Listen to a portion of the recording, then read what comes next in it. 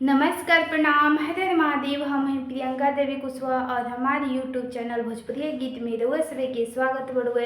तो रउआ सभी के बीच में बहुत प्यारा सा छठ भजन गीत हम लेके आ गए बनी। गीत के पूरा जरूर सुनम जा, वीडियो को लाइक से जरूर करब जा। अभी तक ले चैनल के सब्सक्राइब नहीं किया कर ले तो चैनल का भी सब्सक्राइब जरूर कर ले जा। कमेंट बॉक्स में लिख के भेजम जा हमारे गीत कैसा लागल है, गीत के कहाँ से सुना तनी जा। तो चली जा रउआ से जल्दी रउआ सभी के जल्दी से प्यारा सा छठ भजन गीत हम सुनावतनी।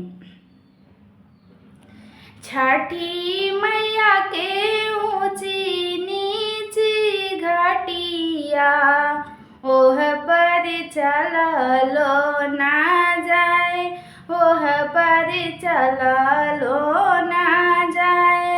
सूरज बाबा के ऊंची नीची घाटिया, ओह पर चललो ना जाए, ओह पर चललो ना जाए। लेहू ना ससुर जी कुदरिया, घटिया देहू ना बनाई, घटिया देहू ना बनाई। लेहू ना देवर जी कुदरिया, घटिया देहू ना बनाई, घटिया देहू ना बनाई।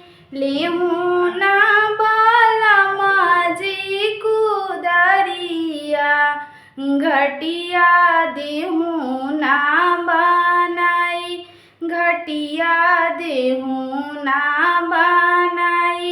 हम करीबू छठा की बरतिया, रउआ अरग दियाई, रउआ अरग दियाई।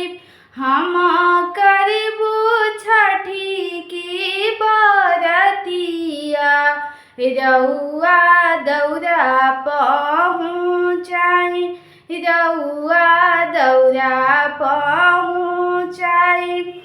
सांझ की दीबो अरगिया, भोरे भोरे मंगबो आशीष, भोरे भोरे मंगबो आशीष। पाँच पुत्र सूरज देव दिहाले, धियावा मंगबे जरूर, धियावा मंगबो जरूर।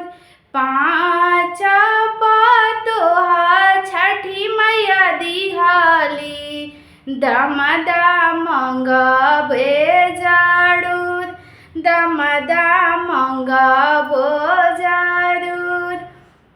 नई हरि में भाई रे भतीजावा, ससुरा में भरल परिवार, ससुरा में भरल परिवार।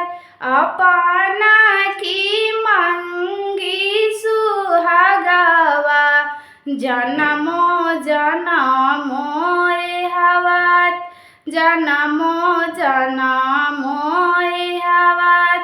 छठी माई की ऊंची नीची घाटिया, ओह पर चललो ना जाए, ओह पर चललो ना जाए। सूरज देव की ऊंची नीची घाटिया, ओह पर चललो ना जाए, ओह पर चललो